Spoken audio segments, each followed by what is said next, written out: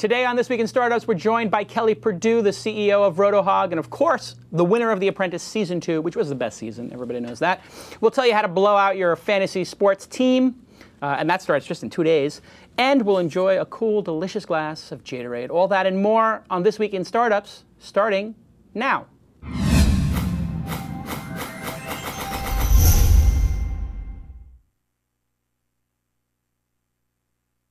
Spiked out, I could trip a referee. Tell by my attitude that I most definitely from.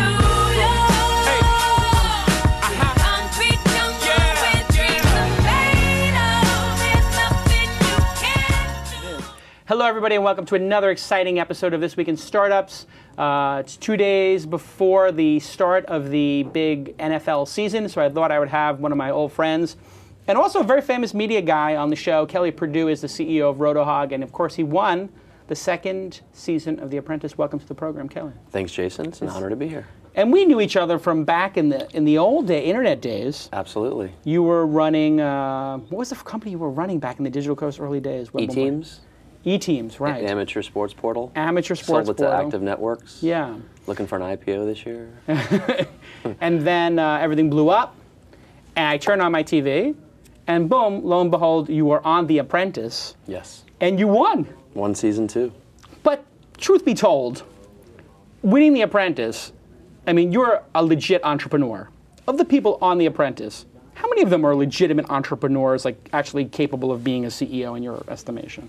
I think Burnett goes into it with kind of picking 4 or 5 potential kind of Class A winners. Right.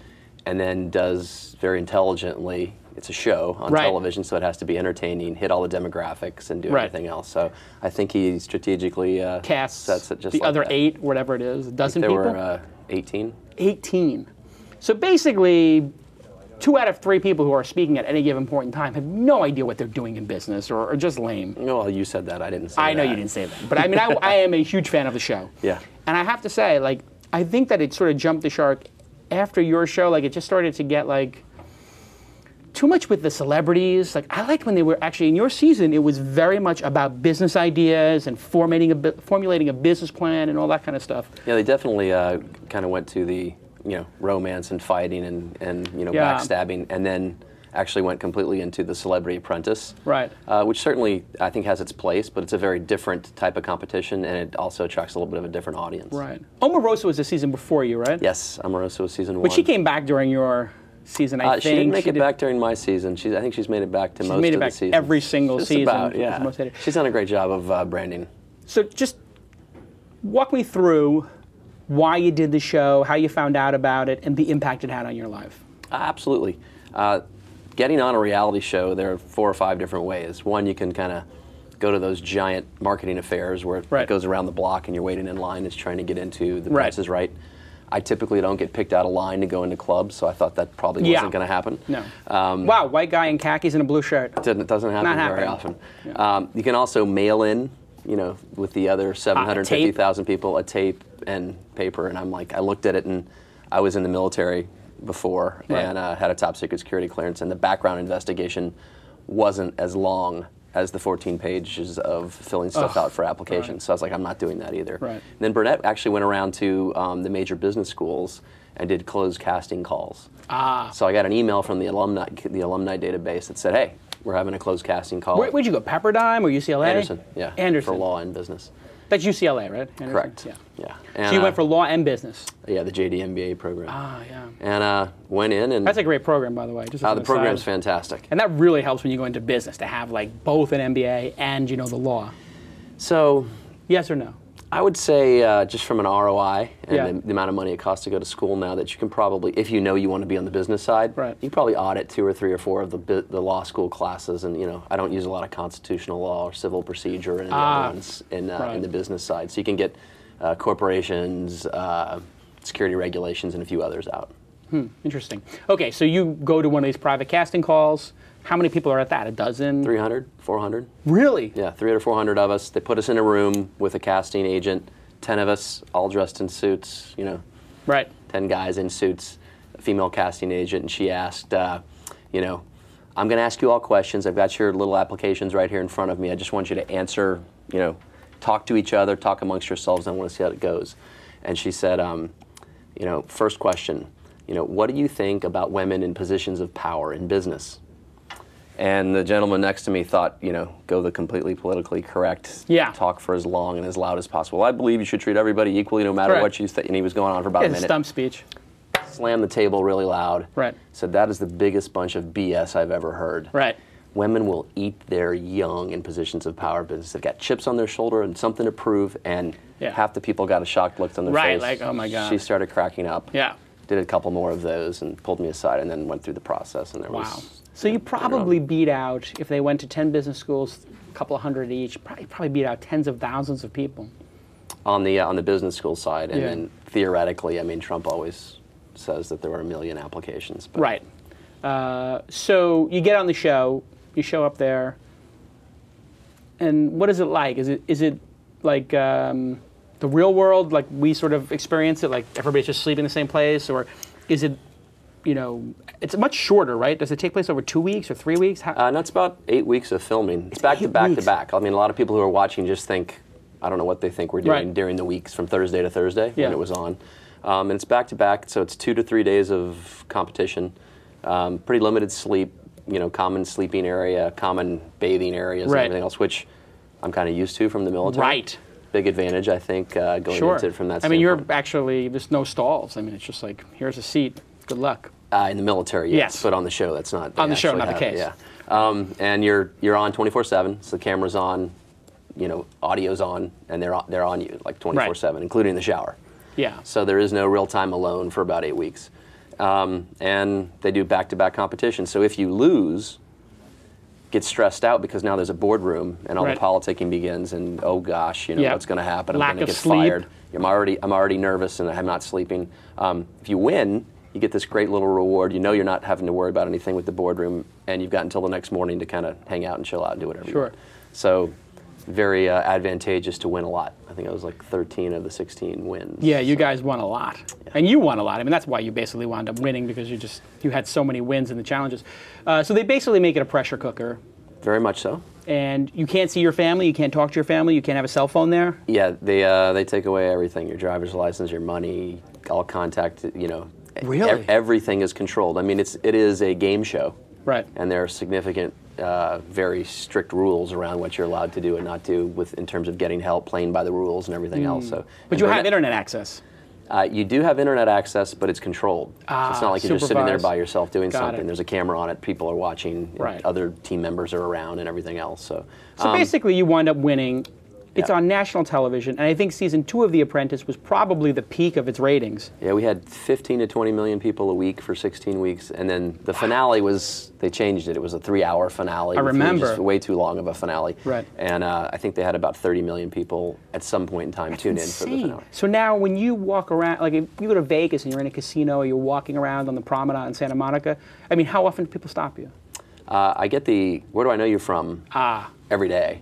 And then probably 1 in 10 place it. If I'm in a suit and tie in New York, it's a lot easier to place it than if I'm in, you know, flip-flops and shorts. And so now, in business, and you supposedly work for Trump for a year afterwards, or whatever. I did. I moved to New York and actually worked in the organization for a year. Got to know Donald and the whole team there. Donald being? Donald Trump. Oh, okay. I thought maybe Donald and Don Jr. Don Jr. Don Jr. and Ivanka. Yeah. It's Donald. Yeah, Donald. And those guys, actually, the kids seem like they're legitimate business people. Heads are screwed on straight. They're in there early working, late working. They know what they're doing. I was very impressed. You actually would think like these kids got to be total screw-ups, but they actually know what they're doing. It's pretty clear from when you see them. He and his ex-wife did a great job raising them. So you only spent a year there and you left afterwards? Actually, I stretched it to 14 months to get my book published. Take Command, 10 leadership principles I learned in the military and put to work for Donald Trump. And I wanted to use his marketing exposure to launch the book. Did it in his Fifth Avenue, in the foyer of his Fifth Avenue building. And he seems pretty, like, he curates the people who have been the winners, and he sort of stands by them and keeps them in his cobble. Incredibly loyal, and you might not get that from watching. But no, you get it, definitely. When I told him I wasn't going to continue on in the organization, he said, you know, get me X on the phone. He got them on the phone, and set up an interview for me. Somebody who had said that if he doesn't hire me in the show, they would hire me. Wow. And said, hey, I want to talk to Kelly. Set it up for next Thursday. He's coming over. Kelly, you're going? Yes. I mean, wow. Yeah. Really, very Seems like loyal. a super loyal guy. So now in business, so this has a huge impact on your career. Obviously, you get a book. You're on the military channel doing a show. What impact does it have on being an entrepreneur? Well, a couple of different things I think that having that media exposure does. You're not very shy about the media and understand, I think, a lot of the impact that it has. When, say, 5 companies that are in the same sector are attempting to get exposure via media, if all 5 of them call and one of them happens to be run by the guy who won The Apprentice, that becomes an extra additional hook that raises it above the fray so that you can get exposure. Basically, it's great. Apprentice, and Kelly Perdew, the winner of The Apprentice, basically just like this little extra thing. Absolutely get press. I also do a couple speaking engagements a month. Wow. And try to target those where they're relevant to whatever company I happen to be working with. And it's probably a little bit of bank. You probably get 5, 10, 15 grand for doing something like that. Some of them are paid. Some of them are for charitable things. So I donate mine to charity, but I mean, it's a good racket, the speaking gig racket, corporations and stuff like that. You can make scratch. I did probably 100 speaking gigs in the year after The Apprentice. Wow. And had the allure of, do I want to be the speaking guy? Yeah. And travel all the time. And I just didn't want to, that's not the life I want. I really love building companies. Much like you do. And, so I decided not to go the speaking route, but still try to hit it every now and then. And a great company that you can all try is DNA Mail. See what I just did there on the segue? Yeah, no one saw that. Nobody saw the segue. DNA Mail, everybody loves DNA Mail. They've been sponsoring This Week in Startup since the beginning. Go to DNA Mail, sign up, get 25% off if you use the hashtag twist. Well, don't put the pound there, just type in TWIST. And if you're running a company, you shouldn't have an IT department doing your servers and mailboxes and putting extra hard drives in. You should outsource that and focus on whatever your core business is. That's what I do here.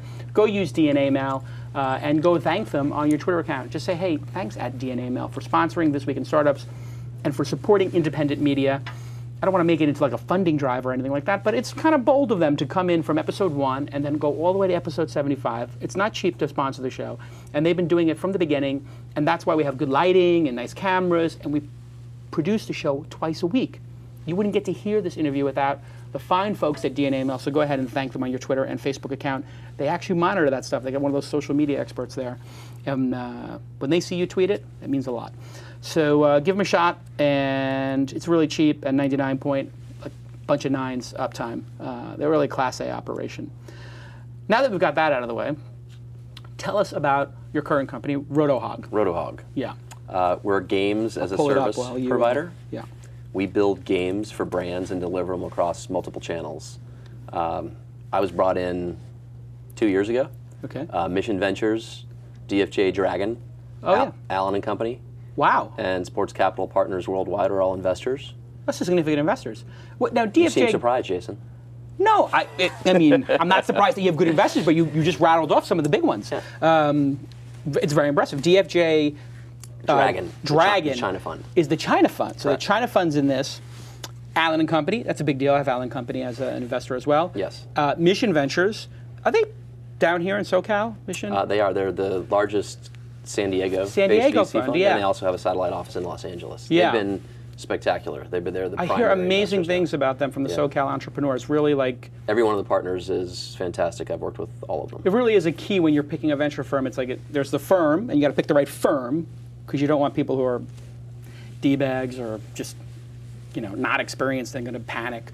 But you also got to get the right partner. I mean, absolutely. So from an entrepreneur who's out looking at VC funds and has the opportunity to select between them. Yes. There are a lot of variables I think that are super important. One is the fund and its reputation.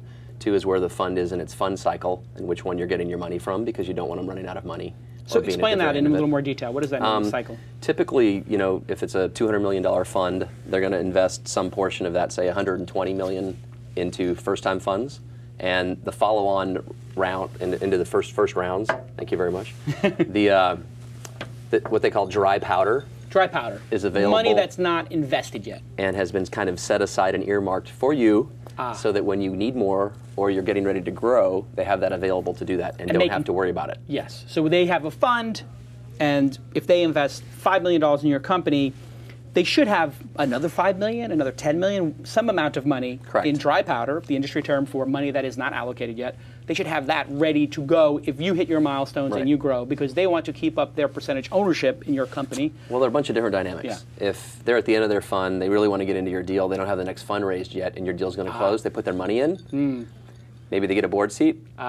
Then there's a next round, and they go, oh, no, we don't need to do a next round. Just keep growing it. Yeah. Because if there's another round and they don't have the money available, they could get diluted. Right. And they might not. So that you have very different objectives as as the founder. There's a conflict. We're out of money, therefore you shouldn't do another round because our percentage ownership is going to go down. They're going to tell you, hey, build off revenues. Exactly. And that might not be in your best interest. You may need more fuel because you have a competitor, man. You got somebody else. So all of a sudden, Mark Pincus decides, hey, we need to have a fantasy sports thing, and he's got a war chest. From your lips to Mark's ears. Yeah. So that's very important where they are in their fund cycle. The other portfolio companies too, because they frequently can do a very good job of introducing you to leverageable entities. Now, with a lot of companies, you don't want to hang out with a whole bunch of other startups. You might. It might be helpful. Depends on the type of product or service you're offering. But in our instance, we like very large distribution channels so that we can take our games and apply them and all the monetization and audience engagement that occur in the game environment with those channels. So tell me the business of RotoHog. You guys are the destination, or you empower the destinations? So we power media partners who want to put games on Facebook, on their website, in mobile environments, whatever it is. I also have some games on RotoHog because that's where I test things. For instance, clients like NASCAR don't want us in the middle of the season trying a new monetization method. I need to be able to do that at rotohog.com, so it's kind of our test bed. Got it. And so I'm looking at your site right here. You can see it as well on the monitors there. NBA Stock Exchange, NBA Ultimate Fantasy, presented by Right Guard, and some other sites here, Pro Football Weekly. So basically, if you have an audience and I want to enable them to have interaction in a game environment, we can do it several ways. If you're a large company and want it all to yourself, customized completely for you, we'll build that for you. So that's just like pure white label. Correct. RotoHog doesn't come up. Powered by RotoHog at the very bottom. For instance, we did that for ABC and The Bachelor. We powered The Bachelor game for ABC. We currently power Us Weekly's magazine game.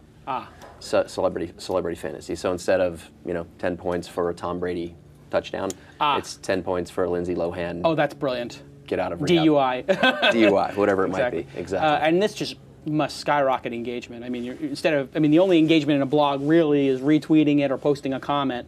Absolutely. Voting it up and down, perhaps, if they have something silly like that. Our clients typically want three things: grow audience, cause them to do things, whether it's watch videos, support sponsors, whatever it might be, and then monetize. And then we monetize to the end user. In fantasy sports, I don't know if you know this, but you and I can play for $10 each. Winner gets 18. Where does the 10% go? RotoHog and client and partner takes the 10, 20%. Wait, so are people when they play fantasy sports, they're playing for money? In our games, they are. Wow. Yeah. I didn't realize that there was a betting dynamic in there, and that's legal because the Internet Illegal Online Gaming Act carved out horse racing and fantasy sports as legal ways to, because ostensibly they're based upon skill. If I can identify or anticipate which quarterback's going to do better next week compared to you, that's a skill. Same as handicapping a horse. And so there's a lot of money moves through these systems, I take it? The North America assessment by the Fantasy Sports Trade Association, the FSA, is about $2.5 billion a year. Wow. For just North America. So when you get outside of the U.S., it's actually legal to do a lot of sports betting, regular betting. And it's you have things like InTrade and what are the other, Betfair? Betfair. It's huge, Betfair. There's $1 billion in significant size. And that's part of our business model, too, is powering Gambleized fantasy products for those types of entities. I see. So you can white label for them as well. We also are powering what I call snackable games for MMOs. You're familiar with a World of Warcraft, for instance? Yeah. They have a problem in that a user session's 2 to 4 hours. Right. It's a big commitment. Yeah, so we're going to enable everybody to play their MMO at work. 5-minute snippets. Kind of Farmville for MMO. Interesting. So you basically can just, instead of going on a whole quest, you can just kill something. Well, we're going to enable you to anticipate and play a miniature game that gives you the rewards that help power your character or avatar inside that larger environment. So it's pretty interesting. We'll launch that game in about 45 days. How old is the company? And they brought you in as a CEO, correct? Correct. 2006 it was founded. Wharton professor and a student founded the company as a B2C site focused exclusively on fantasy sports. I came in June of 2008 and switched us to a games as a service, B2B to C model. Yeah. And I've been there now for a little over 2 years. What was your decision-making process? I mean, B2C, B2B, both things obviously work. Why'd you go B2B? If you look at from the fantasy sports only, just from that sector, right. You've got a CBS, an ESPN, a Yahoo. You can look at, and they're the leaders in the fantasy sports space in terms of numbers of people that play. I said, okay, you can look at it as they spend zero on acquiring users, right. or hundreds of millions of dollars a year, if you consider that all the content there is just to drive people to the game. Right. In both ways you look at it, it's very difficult to compete. Right. You're dealing with Yahoo, which can't spend zero, yeah. and can't compete with 100 million. Right. So they all have different types of issues with their back end and how they've built their technologies, and this is true across that entire. Yeah, I mean, this is not their specialty. I mean, this is hard. CBS bought Sportsline in '95, haven't put out a new game in 8 years. Wow. ESPN, and they'll have problems at different times. It's pretty difficult to build these games. It's a focus issue too. I mean, this is complicated. There's nuance to it. Secondary, tertiary business. Yeah, and they got to keep the lights on. And if you've got a machine over here that's making billions of dollars, if you're ESPN or you're Yahoo, and you've got billions of dollars of revenue in this, and you can look at this little tiny thing that makes $10 million or $50 million or even $100 million, it's not moving the needle. Correct. They don't feel it's material, because all money is material on some level, but it's not material in terms of focus. So my thought process was, well, yes, we could go compete on a B2C play. Where's the out there? On a B2B play, all of these entities are, in the next 24 to 36 months are going to have to make a buy or build decision on what they're going to do to upgrade. And I would like to be the enterprise solution, enterprise strength. How has that gone? It's gone well. We've powered NBA, NASCAR, sporting news, ABC's The Bachelor. Again, so real brands, but you haven't gotten the Yahoo or the ESPN to switch yet. And the idea would be to have them take on 1 or 2 games as trials, make sure it works, make sure we can handle scale so they get that comfort level. Right. And then Fox Sports has used us too for a few different things, so that's pretty sizable. They're number 4. How big is the company now? It's LA based. 35 people. Got 25 people here and 10 in a wholly owned subsidiary in Kuala Lumpur.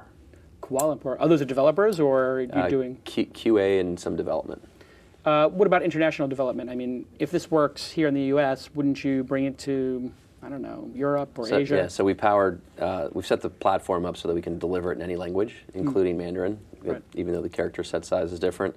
We've delivered soccer games in Portuguese and Brazil. For Fox Sports, we've powered their international baseball game in Spanish, and actually had it inside of broadcasts, mobile, and the website. And so how does it become $1 billion business? I mean, is the B2B, will that scale that big? It wouldn't seem to be that big of a business. It maybe becomes $100 million, maybe $50 million, $100 million. How do you get it to become multi-billion dollar business? Yeah, so the idea behind the B2B was also to approach different sectors. So we've got a very configurable, highly scalable gaming platform. Yep. Sports we already do well, and we know it. Everybody knows about us in the space. We've started in entertainment with ABC's The Bachelor, Us Weekly magazine. We've got a lot more in the pipeline. Which seems really innovative, which means one of two things. It's too innovative, so people are not going to embrace it, or it could be just a huge success. Which is it so far? So far, it's been a big success. The engagement level has gone up significantly. The monetization issue, other than advertising and sponsorships, the interesting part there, because you can't wager on whether or not Lindsay's going to get another DUI. That seems to be a game of skill.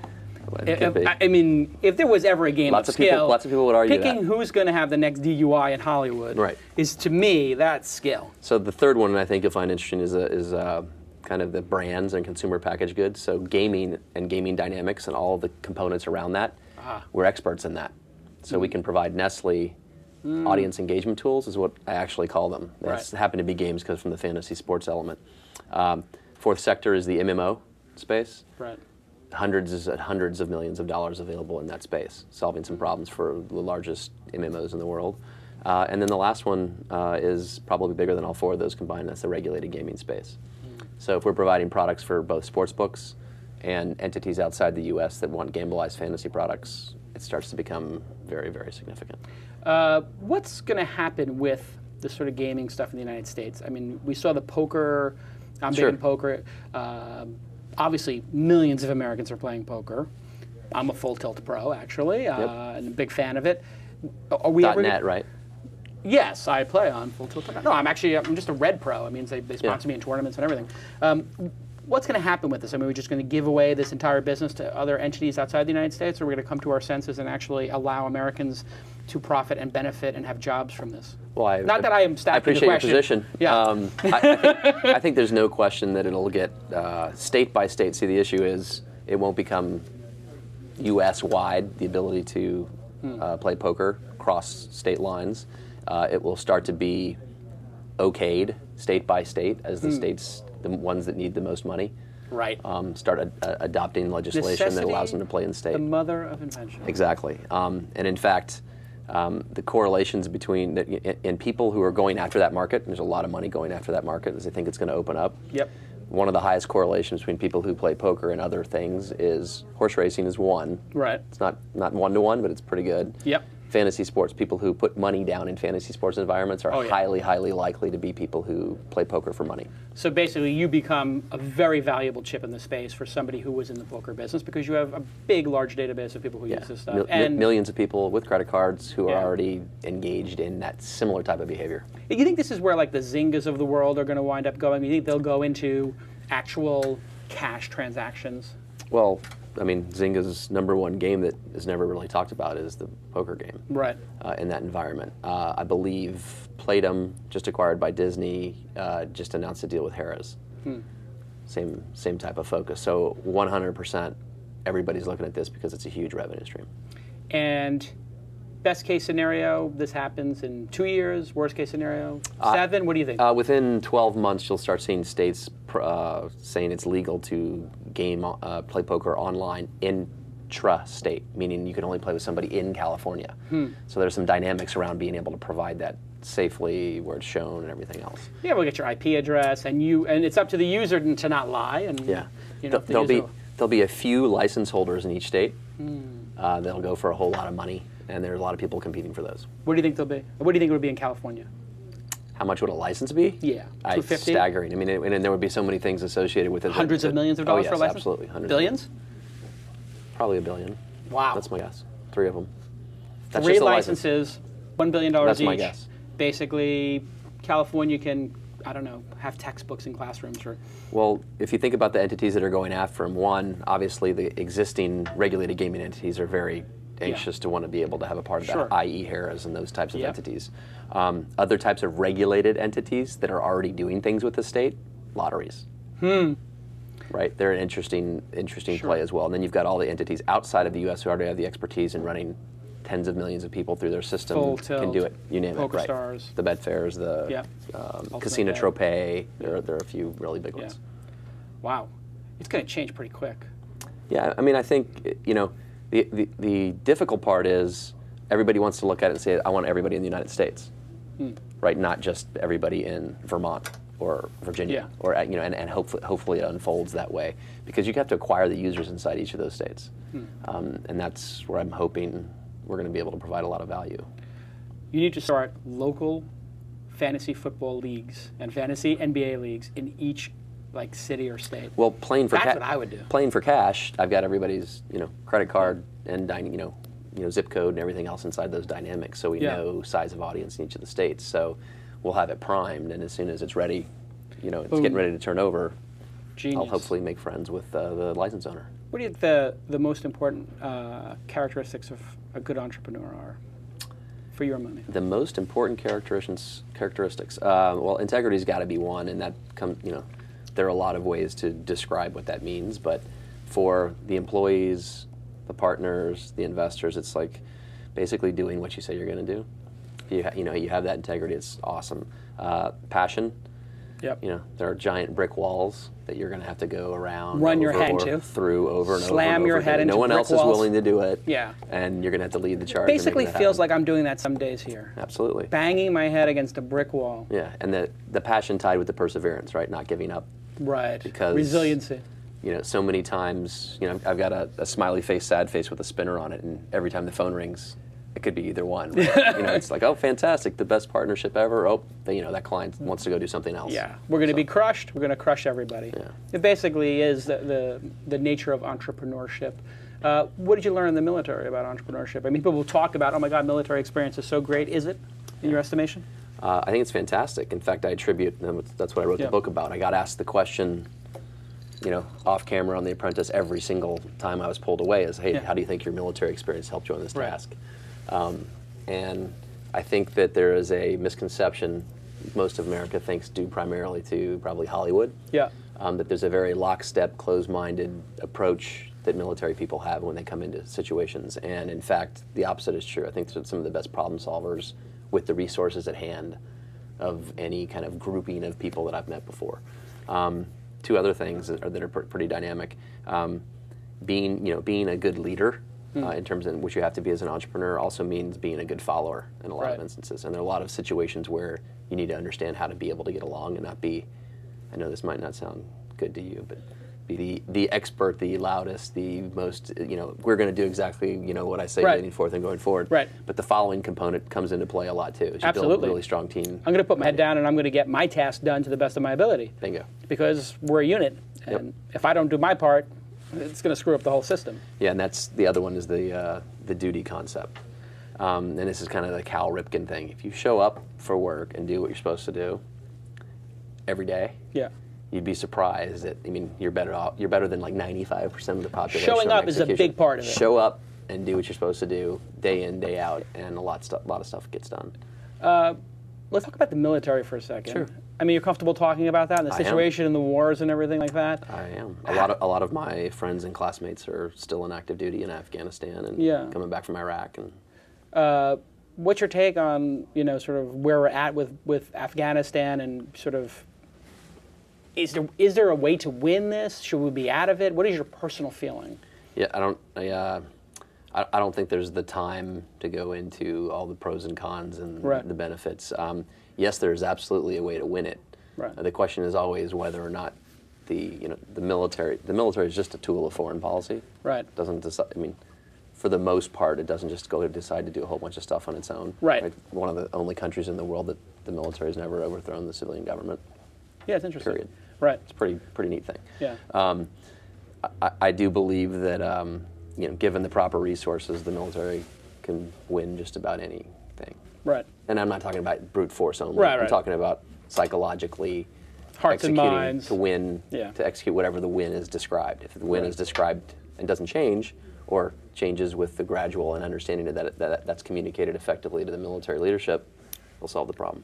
How much has it changed, the military since you were there in terms of what the tactics are and engagement? It's dramatically different. I learned things as a military intelligence officer and airborne ranger about, a lot of Soviet weapons and equipment as I was coming up through stuff, right? And these, what they had described at the time as low intensity conflicts. It's probably not the right, there are a lot of oxymorons with stuff, right? What is a low intensity right, low engagement? Intensity. But where you are really in these places like Afghanistan where you're operating where it's not easy to distinguish, civilian from, enemy in those types of environments. And it's long, protracted, includes things like building entire sets of infrastructure for cities. That's not something that the Army had ever been trained in or prepared to do. And they've become trained and prepared to do those kinds of things now. So there's significant differences from when I was in. And technically, it's changed a lot too. The technology is awesome. It's unbelievable what we're capable of doing now. Yeah, the knowledge about what's occurring on the battlefield isn't reliant upon a soldier up front radioing back to his unit, back to his unit, back to his unit, back to headquarters. Yeah. It's still very, very important to have the eyes on, but the amount of remote sensing, the amount of analytics that occur, the horsepower that we've got around the technology around the battlefield, not only in collecting information but also in delivering, significant, weapons downrange. Has become very accurate and very sophisticated. It seems like we're going to be just having a drone army canvassing certain areas, and we're going to be able to... Clone Wars?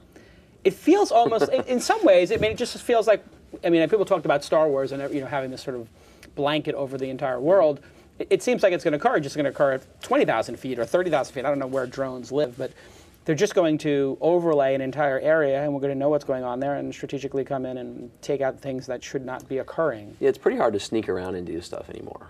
It's not impossible, but it's very difficult. One of the things that we're recovering from is not having the real human intelligence on the ground that's able to analyze, right? Because that was, for a number of different reasons in prior administrations, radically reduced to the point where people were brought back from CIA and other agencies. Right. And when you don't have that intelligence there in person, you rely only on those electronic components. Yeah. And there You're are not ways going to do around- well. And there are ways around that. And that's why you can get surprised by a whole lot of different things if you don't really understand what's going on the ground.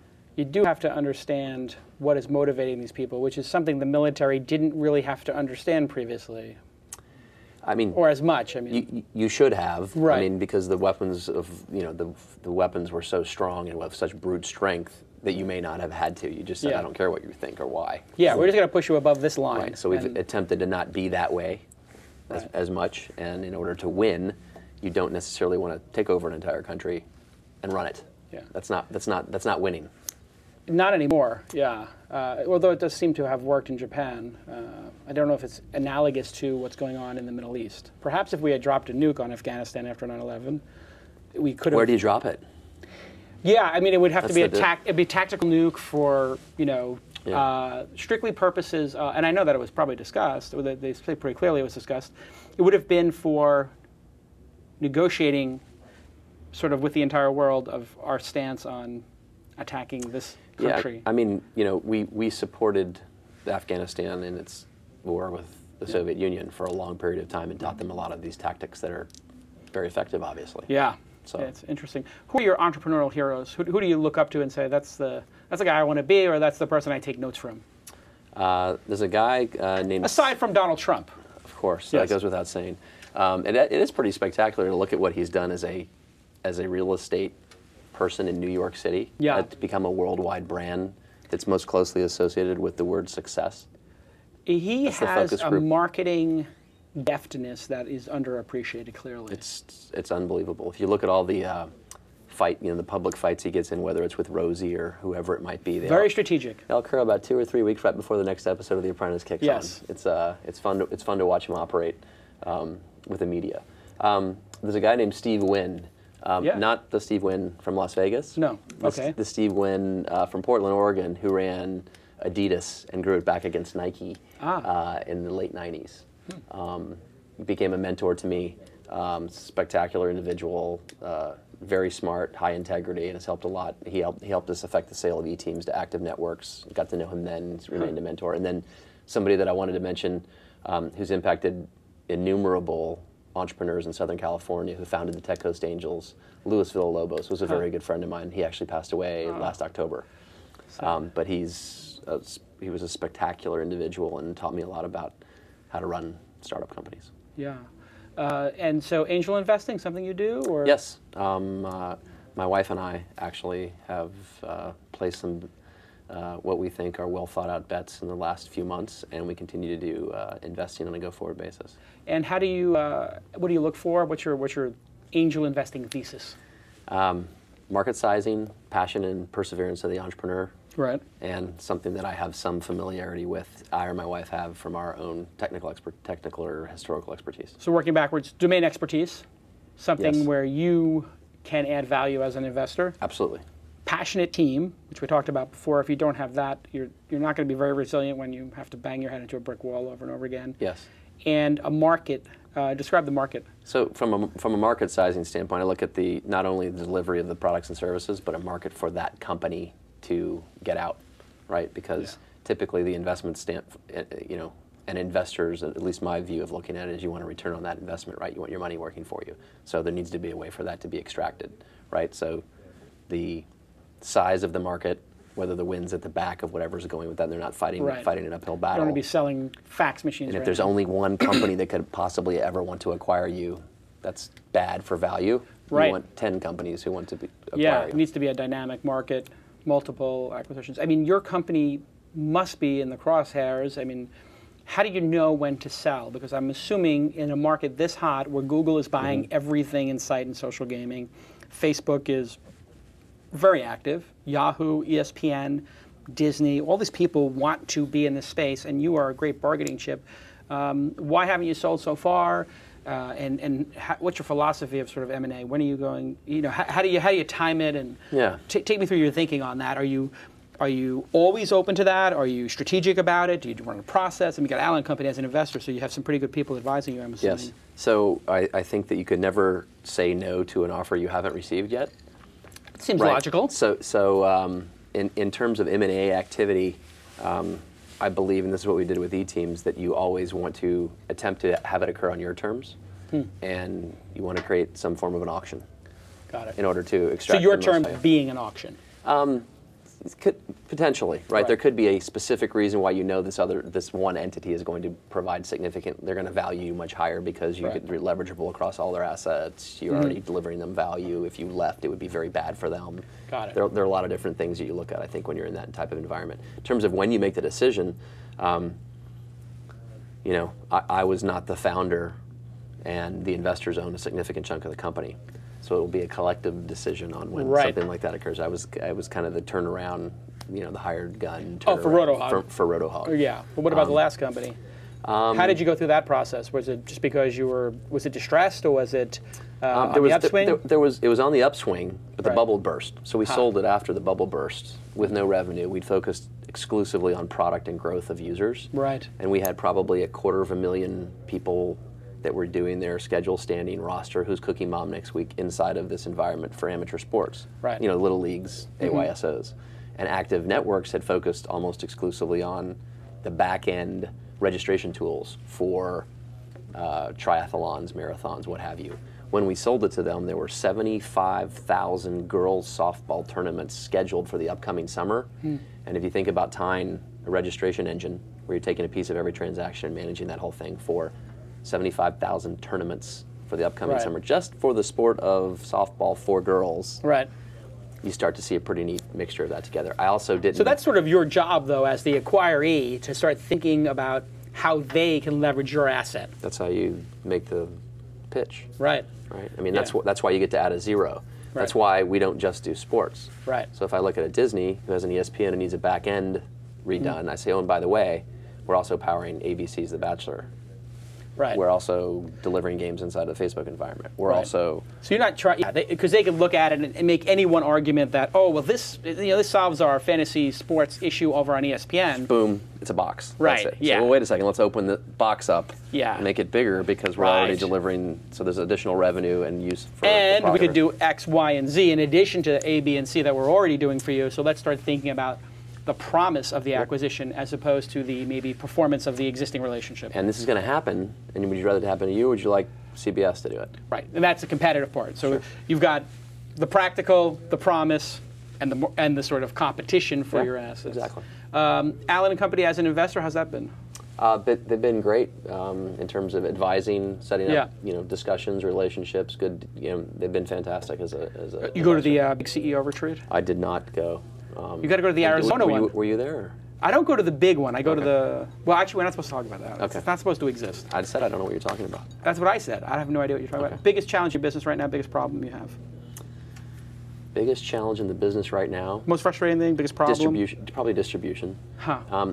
For the same reason that an ABC doesn't build it and do it themselves. Right. Like, once you get the deal done, getting it marketed correctly inside the those large organizations, they're the good and the bad with most of these deals, right? Right. Negotiating the large organization to get the big bang for delivery of what's going on. Yeah. They move slow. And Ruby developers. Hard to find.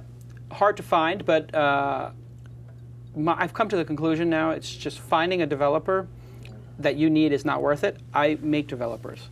So I just tell anybody who is got any raw talent, just email Jason at Mahalo, and I will put you in touch with our guys, and we will teach you Cassandra and Django and whatever you need to learn. We find good PHP guys and convert them to Ruby. That's what we've been. PHP guys are, and so you're hiring a bunch of those, and if people want that job, they just email Kelly at RotoHog. There's lots of ways to reach me, but yes. Perdew at RotoHog. Perdew at RotoHog. KellyPerdew.com is my blog. Kelly Perdew is your blog. Your LinkedIn, Twitter is? Twitter, Perdew, Perdew. Everybody knows how to spell that, Perdew. Thanks for coming on the program. Absolutely. Really great discussion, and you're very natural on the television. You don't get nervous. I don't know what causes that. You know how to answer the questions concisely. It must be your military background.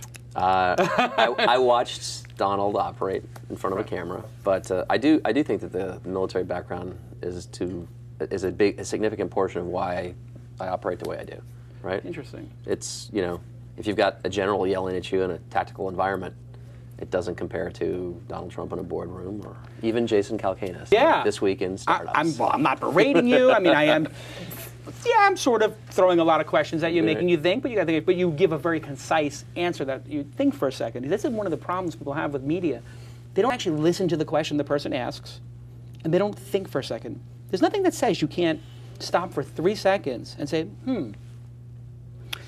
my answer now is this. But nobody does that. Did you go to media training, or are you just... No media training. I mean, yeah, it must be just being on a show like that, you just... Well, it helps some. I mean, again, you know, as a military intelligence officer, one of your primary duties is briefing.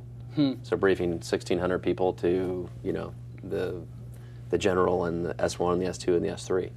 You know, growing up doing that and honing it on the Apprentice. A Ranger, that's impressive. Rangers, and where do the Green Berets are above Rangers? Rangers is like... Ranger qualified means that you've passed through all the Ranger training and you have a Ranger tab. Right. Green Berets is a specific unit, Special Forces unit. That's Special Forces. Yeah. And so if you had stayed in that, is that where you would have went next? How many years were you in? Three years active duty after West Point. What would you have done after that? My next duty station was probably outside of the U.S. as probably a company commander. No Special Forces? I don't know where I would have ended up. I don't know where I would have ended up. Most military intelligence officers don't go to Ranger School and Airborne School. You would have went to CIA probably. They do recruit heavily out of the military for CIA, and I could see you being a CIA guy. Yeah. You'd have to grow a beard and get like a little disheveled if you're going to work in the Middle East. Learn a couple languages. Learn a couple languages, man. It's so brave what these people do. I mean, just going. You think about what we do every day, like, the website's down, we freak out, you know, or God, I lost my developer to some competitor, and then it's like these people are like going down the road and like things are blowing up under the dirt, under the tire tracks, and they're just like snipers everywhere. I was watching Black Hawk Down the other night. I mean, it's such a powerful movie. It's realistic? Absolutely. 3 of my 4 younger brothers have served active duty. The youngest one did a year in Iraq as a scout platoon leader. Oof. 100 missions, 30 firefights, brought his whole platoon back, but it's... You know, I'm assuming scout means you go out first. Yeah, you go into the town and say, please tell me where the bad guys are. Right. Yeah, that's going to go well. And it's they're not liked. What did you think of, what's the movie that won about the guys who... Defuse all the bombs? Yeah. You know the movie. You had to have seen it. I absolutely know the movie and saw it. I thought it was spectacular. Hurt Locker. Hurt Locker. Very realistic. I was not ever in active combat, but from what my youngest brother and a lot of my friends who have been in, you know, active combat has said. I mean, obviously it was dramatized, but sure. But yeah, what do you think about that sort of coming back? I always the scene where he goes and tries to buy cereal is just very powerful, and he's like moving the row of cereal. Like, what is life all about? That I've got to pick between 100 things of cereal, and I was just, you know, in the middle of the deep, you know, dark heart of darkness, and like my life was on the line. Like, how do you get normal after that? I think it's something that everybody who's watching this, that's a civilian that may know somebody or some family member of a military person, should actually really think about that long and hard and consider that, because there is a very long and kind of winding process for trying to find your way back to where there's not massive cortical stimulation arousal, where okay, there's a glass of water, I'm talking to Jason. In the grand scheme of things, does that mean anything compared to my guys who are still back there being shot at? The people that were my family for, you know, that we saved each other's lives for the last 6 months, 12 months, whatever. Yeah, it's just an intensity drop down that is just hugely significant. It's pretty hard to deal with, so there are a lot of people struggling with that. I just wish this country did a better job with those folks. It just seems like we get like a, you know, we're so effective as a country in terms of our military, and then we just don't do a good enough job when they get back. Yeah, I agree. There's a lot of stuff that needs to be done to help them. Crazy. One of the things I do. One of the best things actually that came out of the Apprentice stuff was actually being able to contribute to charities and have a bigger spread of voice to be able to do stuff. So I help a couple, the USO, which helps them. That's the immediate piece, and there's a lot of help there. You know, when somebody's in the hospital after lost a leg or an arm or whatever it is, it's that, okay, 6 months after you get out, don't have a job, your fiance or your wife left you. Right. You know, there's this huge cost that your family bore because one of your parents that worked now had to stop to come take care of you at the hospital. Right. the VA is 50 miles away, and by the way, they don't give that good of a service. I mean, there's just a lot of issues around that stuff. And then all the stuff you're talking about. And then the psychological stuff, like what is my life about now? Exactly. You may have a chip on your shoulder, you may be depressed, you could be angry, I mean, it could be all of those things at different points during the day. And who can relate to you? I mean, the subset of people who can understand a person, it's like being a CEO of a company in a different way. I mean, you and I can have a beer and just talk about all the crazy stuff that happens, invent. Right. But if you were in Iraq, you know, defusing bombs or just, you know, a scout like your brother, I mean, how do you relate to another human being who's just can't even understand that? Yep, got trained on it again, and you got to deal with it. I mean, there's some psychological issues there, and there are a lot of entities that are trying to do it. Yeah. It needs a lot more effort. Awesome to have you on the program. What a great interview, and I'm really happy that you were willing to go to those other places in the interview. You know, some people are like, you know, let's just talk about my company. I mean, we talked about your company for like 20% of the interview, and the other 80% was wildly interesting. But if you're interested in fantasy sports in any way, go to RotoHog, RotoHog, and if you want a job, Perdew, he said it before, get in there. And if you want to play against me specifically, yes, you can go to kellyperdue.com, and we've got the syndicated game module. You just click on it, and you will be on the same leaderboard. You can see how you're doing against me. Absolutely. And if people beat you, you give them an iPad. We'll find out. The rules are explicitly stated.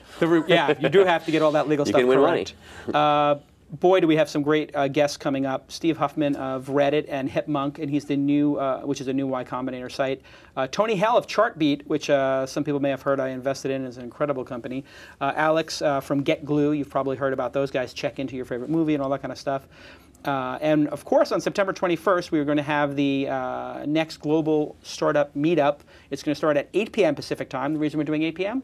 We would like to have the folks in Asia, Korea, Japan, Shanghai, Hong Kong, Singapore. This is your meetup. Get your friends together. All you need is to have like an internet connection and Ustream or Skype. You can Skype into the program, and boy, it's incredible. Also coming up, Adam Curry is going to be on the program, and so are the folks from Diasporia. Diasporia. You know, the Facebook competitor that raised like $200,000 on Kickstarter. I don't know the correct. It's a pretty good guest list. I mean, it's not Kelly Perdew. It's nobody of the television genre, but good people. We'll see you next time on This Week in Startups. Spiked out, I could trip a referee. Tell by my attitude that I'm most definitely from.